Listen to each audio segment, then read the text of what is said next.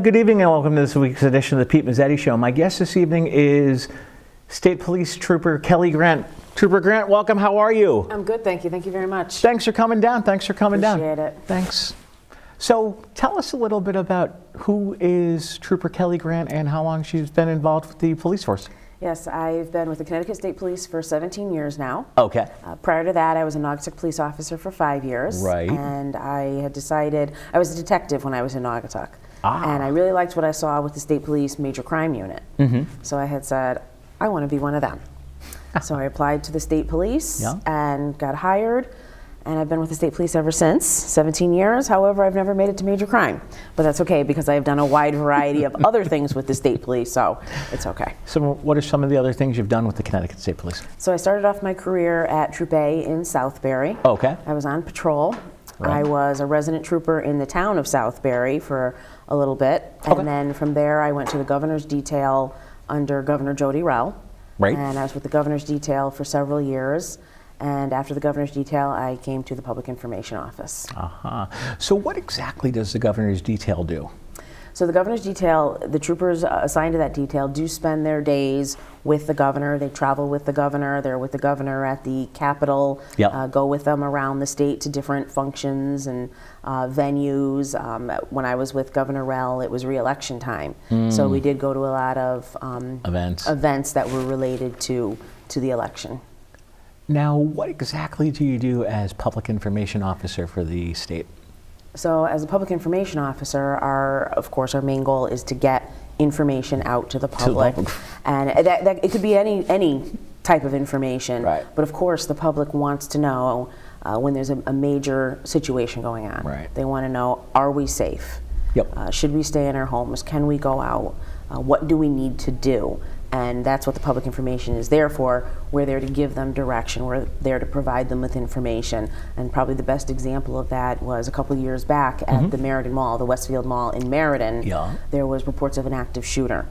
And we were able to get information out that there was not an active shooter and provide the people that were inside the mall with information on what they needed to do.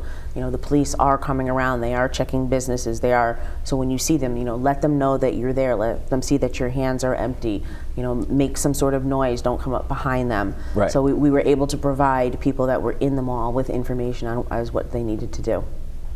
And I'm sure this day and age with what's going on, with all everything going on, let's talk a little bit about, and we'll talk about it again later, but let's talk about social media and exactly how important social media and getting the word spread and the word out is to the communities. Social media really has changed the way we do things, and not just us as public information officers, but the media also. Right. It has completely taken over, and people really don't need to get their information from the news. They can now get it from social media. So we've learned by watching, and the state police had made that decision to start using social media. So we mainly use Twitter and we use Facebook. We started about 2 or 3 years ago. About 3 years ago we started with it. And it has grown tremendously. We started off small, of course, putting out, here's a picture of our canine, or this is a great event that we did, and now we use it for absolutely everything. And whether that be information that a highway or a lane is closed and that you need to take a detour, what's going on at that crash, is it a rollover, are there serious injuries, are there life-threatening injuries? So we provide as much information as we can through social media because it does reach those followers a lot faster. Right. And one of the other cool things that people don't know that you and I talked about earlier was with one of the troops, I believe it's Troop G in Bridgeport, they actually operate the cameras for the highway system. Yes. So there are DOT highway cameras, and there's DOT personnel at the troop who maintain and monitor those cameras. And those highway cameras, they're amazing. They are. They truly are amazing. They're a great tool. They're effective. The dispatchers and the troopers that work at the troop, and along with the DOT, they monitor those screens. And by monitoring those screens, they can see right when a crash happens. They don't have to wait for you to call 911. They can already start a trooper to assist you. Same with if your vehicle breaks down. They see maybe somebody broke down in the left lane, or maybe somebody broke down and was luckily able to get over to the right shoulder. They're able to use that information from those cameras and dispatch a trooper to you immediately. I was going to say, and one of the sergeants down there, you and I know a little bit too well. Yeah, he's down there. He's on day shift, and he is in the dispatch center every now and then, and he is able to help the troopers that work the desk and the dispatchers monitor those cameras. And yes, we still want you to call 911 when there is a crash or when you do break down. But know that when you are down there on 95 in the Troop G area, the Bridgeport area, they are able to use those cameras. The troopers use those cameras to spot accidents and spot broken down vehicles, and they will start somebody to you as soon as they see it happen. Now, over your career, what are some of the cases you've worked on? Well, so some of the big stuff, since I've been in the Public Information Office, I'll start there. Some of the big stuff I've been to is Hartford Distributors. I don't know if you remember that shooting. Oh, yeah. Hartford Distributors, that was my first experience with a large amount of media and media from outside of Connecticut. I've always dealt with media, or Connecticut, or local media, but Hartford Distributors really opened me up to New York and Massachusetts, and even Washington, D.C. came up. Wow. It was amazing, yes. Wow. It was a terrible, it was a tragedy. That was a tragedy. But I learned, just as everybody else did that was involved in it, learned a lot from that tragedy, learned a lot. Exactly. What are some of the things you learned? Well, we learned how important it is to get information out in a timely manner. And we did know that, but I don't think you really put it into perspective until you have a major incident happening. Oh, totally. And that's when you realize, getting information out, it's valuable, and time is of the essence. You need to let people know what is going on and what they need to do, where they need to go, including the media. We need to tell the media where they need to stage. We need to tell family members of potential victims where they need to go so that they can get information. We don't want all these people coming to the scene because it just creates chaos, and there's just, there's too many people there. So by getting information out, we're able to communicate with people we normally wouldn't be able to communicate with, and tell them this is where you need to go, and we will have somebody come talk to you to give you an update on what is happening. And usually they're pretty receptive to that. Yes, because they, of course, you want to know what is going on with your loved one, what is going on with your, your fellow coworkers. So yes, yes. And what are some of the other cases you've worked on as well? So let's see. Well, we had the again. I come back to that Meriden active shooter because that was such a good example of how it's important to get information out about what's going on and what's not going on. So normally we push information out as to what is happening. But it was so important in this case to get information out as to what wasn't happening. So no, we do not actually have an active shooter. That's just as important as to say that we do have an active shooter. And in this way, by making sure people knew that this incident was not happening, it did calm people down. And again, you're talking about a mall. So you know how many employees are at that mall, how many parents have kids that are at that mall with their friends. We don't want all these people flooding the scene. So we were able to get that information out pretty quickly to say there is no active shooter. There is no active shooter. So the important lessons are learned through each incident that we go to, that we handle. We learn something new. Exactly, and I was going to say, especially like with the example you just gave, if people just show up, I'm sure it'll turn into like mass chaos. Absolutely. And it is, if you are on social media, do follow your local police department or your local fire department, follow the state police, and then this way you are going to get updated information. You are going to know firsthand what is going on, and again, what you need to do in a particular situation. Now, as far as, and you know as well as I do, being in the state of Connecticut during a winter storm, when it's hopefully spring is here. I'm hoping. I'm hoping. Me too. How was that as far as your day-to-day life goes, as far as during snowstorms and road conditions and all that other? Sure, yes. So we use social media. We use it prior to the storm, and then we use it during the storm. So prior to the storm, we tell everybody, tomorrow they're talking about a storm. Make sure you watch the weather. Make sure you look at DOT's website, look at traffic, look at road conditions before you head out. Do you need to go out tomorrow? And if you do, plan your day accordingly. And then during the storm, again, we put information out about what's going on out there. We ask the troopers that are on patrol to give us a hand. Oh, yeah. When you stop at a crash, can you take a picture, even if it's just a picture of the road, of the highway, so that people can see, is it snow covered, is it icy, Right. What's going on? Because sometimes people don't realize what the situation is until they see it for themselves. Exactly. They say, well, I just looked out my window, my road is completely clear, I'm going to head out, and then they find themselves in a situation later on down the road. Exactly. So we do use the troopers. We ask them, when you're at some of these situations, whether it's a stuck vehicle, just take a picture so people can see how deep the snow is on the highway. Exactly. And that you do need to stay off the highway so that DOT can clear the highway and treat the highway. So we put out as much information as we possibly can during a storm also, so that motorists are informed before they head out, or if they are out, what they need to do while they are traveling.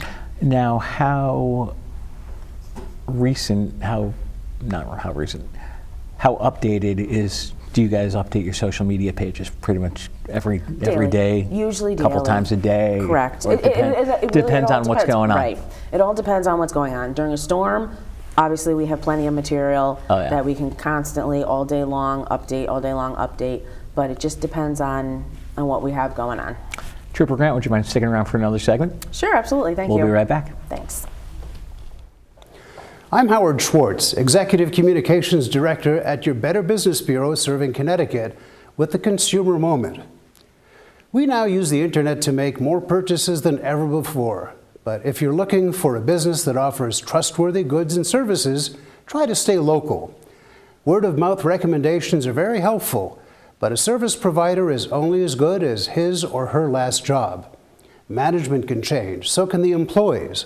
Always ask for references, recent references, and visit bbb.org to see what other consumers' experiences have been like. You can look up a business review or select a BBB accredited business that is devoted to our standards for trust. The bottom line is that the marketplace is in your hands. Take your time, do your research, and use your power as a consumer to get what you want. This Consumer Moment is brought to you by your Better Business Bureau serving Connecticut. And welcome back to this week's edition of the Pete Mezzetti Show. Sitting here with Trooper Kelly Grant from the Connecticut State Police. Trooper Grant, welcome back. Thank you very much. Thank you.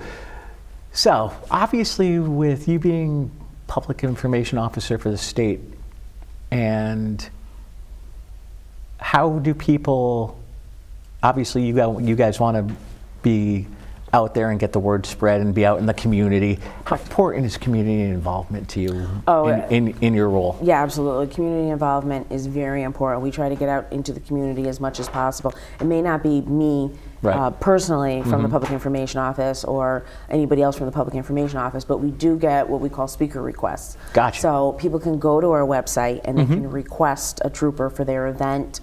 Senior centers ask, schools ask, a wide variety of community outreach. They ask for a trooper to come and speak with them about, you name it, any topic.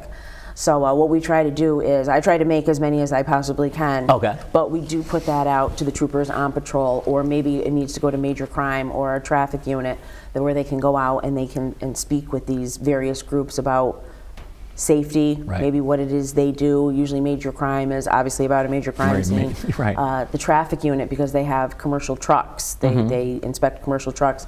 Some of the bigger companies, the trucking companies or companies with commercial vehicles, will ask for the traffic unit guys to come out and talk about the commercial motor vehicle laws and help them inspect vehicles and what is it that you guys look for. So again, it's a wide variety of topics that we cover. Social media, keeping kids safe on social media, internet safety, school safety, again, just, senior safety. When we go to senior centers, it's usually about senior safety and identity theft and protecting your ID. Let's talk about protecting your ID in social media, especially with what's going on recently with scams are scams are a big thing. A couple years ago, I received an infraction, a traffic ticket, through my email. And when I opened it up, it was from Washington, D.C. And they said, you we're issuing you this ticket, you were driving through our state, submit $360-something, click on this link. Yeah, okay. No, I don't And think so. I pretty much knew I was not in Washington, D.C., nor did I have the type of vehicle that they were describing or the license plate. So, they use scare tactics Oh, yeah. to try to get people to submit money or give up their bank account numbers or their credit card numbers. So we used social media. Yep. We took that ticket Yep. and we put it online and we said, take a look at this. Don't do this. Don't click on any links, don't submit any money, don't give up your social security number. But again, you've got the scams where they call the senior citizens and they tell them your grandchild is in trouble, and if you don't submit $200, Right. then they're going to die or something awful is going to happen to them. And unfortunately, the grandparents get scared and they do it. Exactly. So that's another thing that we try to get out is, these are scare tactics. Oh, yeah. These are scare tactics. Before you go submitting any kind of money or any kind of information anywhere, check with other family members. Right. Check with that person in question. Are they home? Are they at school? Do their parents know where they are? Because we hate to see your accounts get cleaned out. Exactly. And now when you go to like high schools and speak, what do you normally speak on? Social media, safety? Again, yes. For high schools, it's social media, it's safety.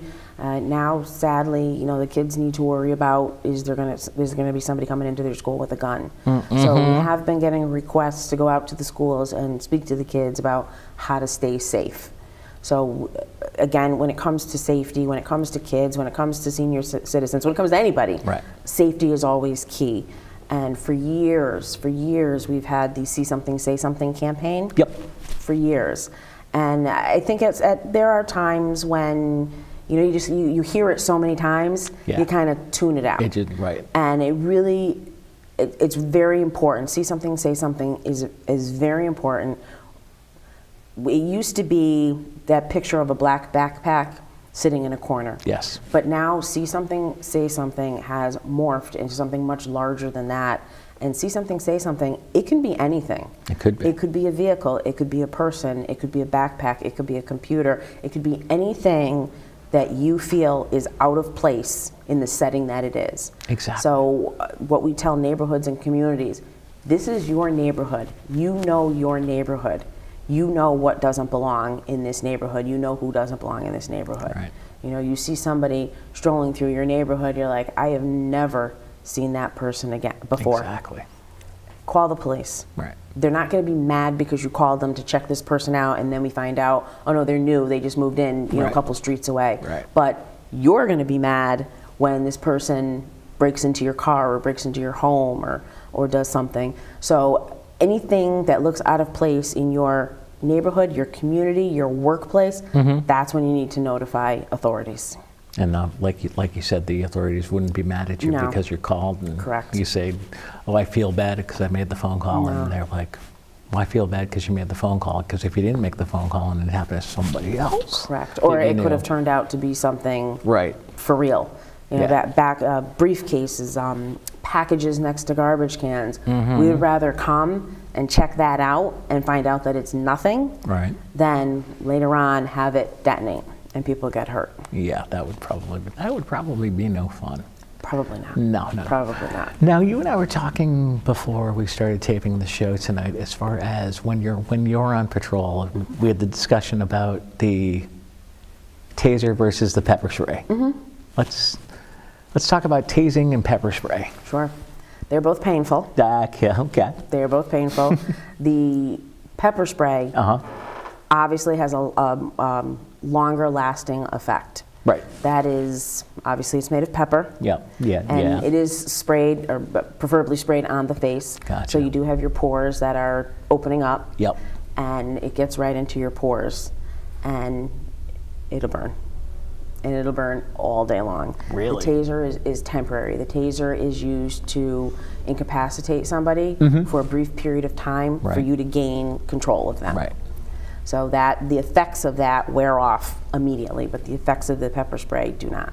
Now, when you spray somebody, do you just spray them in the face, or you get them right in the eyes, or does it depend on? Yeah, in the area of In the the face. area of the face, Because of okay. course, you have all the, your mucous membranes and yes, your pores. Yeah. So, and again, it's used to incapacitate somebody for a brief period of time Yep. until you can gain control of them. And we do have a recruit class in the academy right now. Okay. And that is something that they will experience, so they know what it feels like, both the taser and the pepper spray, so they know what it feels like when they are out there if they accidentally get tased or receive pepper spray, because pepper spray goes wherever it wants to. Yeah. So they will get sprayed with pepper spray so that they know what it feels like, and they know that it's very painful, Yeah. but you can still do your job. I'm assuming when you went through the Yes. upbringing, you got both as well.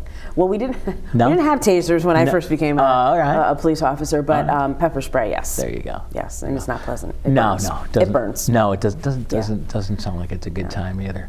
Now, as far as, do you guys have a canine unit you work with? Sure, absolutely. Yeah? We Let's have talk a about the canine canine. unit. Our canines, we have the German Shepherds, the patrol dogs. Yep. We have labs, black labs and yellow labs. They could be narcotic detection dogs, or they could be bomb dogs, explosive detection dogs. So they can be either or. Aha. And then we have the bloodhounds, which are tracking dogs. They scent. So we use them a lot when people are lost. People are lost in the woods. Mm-hmm. Their bloodhounds have an incredible sense of smell, and they can track for as long as they want. As soon as they pick up that smell, as soon as they pick up that scent, they're off until Exactly. they find what they're looking for. And usually, does it depend on how long they're off for before they find what they're looking for, depending on what they're looking for? Right. We hope that the majority of these cases are solved pretty quickly. You have a missing child or Right. a missing adult, or we could be tracking a suspect. So yes, we hope that all happens pretty quickly where they're able to find them. And there are some cases where the suspects jump into a vehicle. So once they jump into a vehicle, then the dog is going to lose the scent. Exactly. And as far as the dog goes, I'm assuming getting bit by the dog or hit with the pepper spray, which is worse? I'm sure it's all equally as bad. Gotcha. I'm pretty positive it's all equally as bad. Yeah. Nobody wants to be in that situation. No. But this is, those are situations where it's important to listen to what the police are telling you. Right. So if you stop, then none of these things will happen. They'll gain control of you. They'll handcuff you. They'll, whatever the situation may be.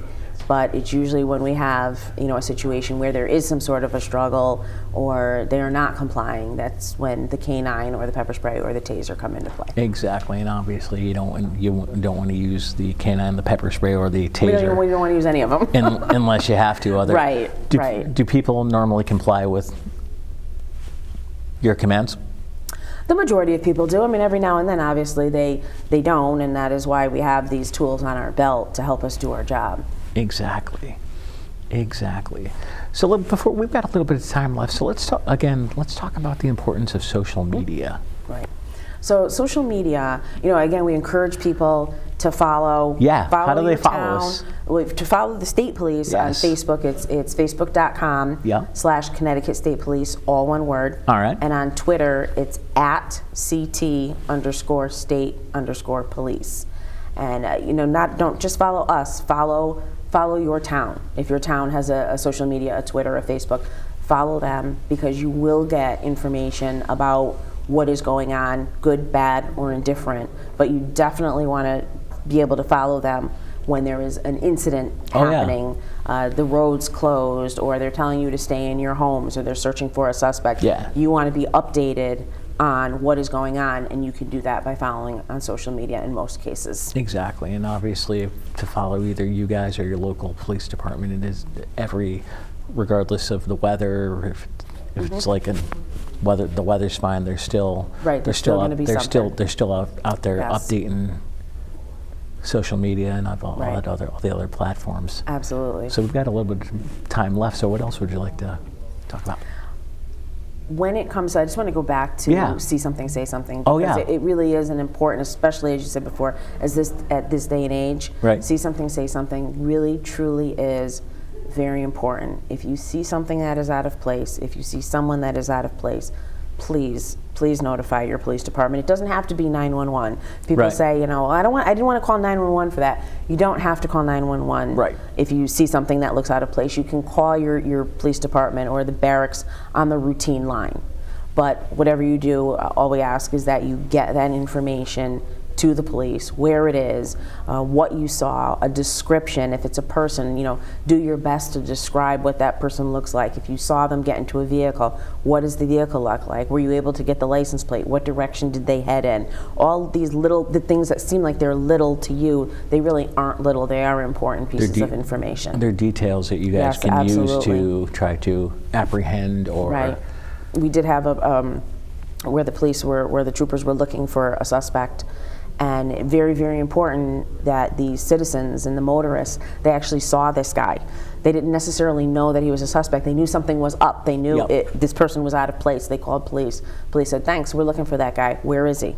Well, this is where he is now. Then the next call was, you know, he took off his sweatshirt and now he's wearing, you know, a blue t-shirt and Right. no longer his sweatshirt. That's important info. This is what helps the troopers and the police officers find, you know, people that they're looking for, is these little bits of information that they remove their sweatshirt and now just have a t-shirt on. Yeah, they remove their gray sweatshirt now, they just have a blue Right. t-shirt on, so you're looking Right. for somebody.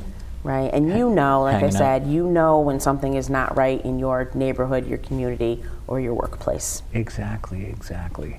And as far as, obviously, don't be afraid if you see something to call. Right, don't be afraid. Don't be afraid, or don't... We're not going to be mad. We would rather you have us call and we find out that it's nothing than you not call and we find out that it's something. And then there be something. And Right. obviously, we can follow you guys on social media. Right, absolutely. And all that other good stuff. So we're about to say goodnight, but before we do, I actually want to thank you for coming down. And hopefully, No, I appreciate it. Thank you for the hopefully invitation. We'll see you again soon. Thank you for On the behalf of invitation. Trooper Kelly Grant, I'm Pete Mazzetti. Thanks, good night. We'll see you next time.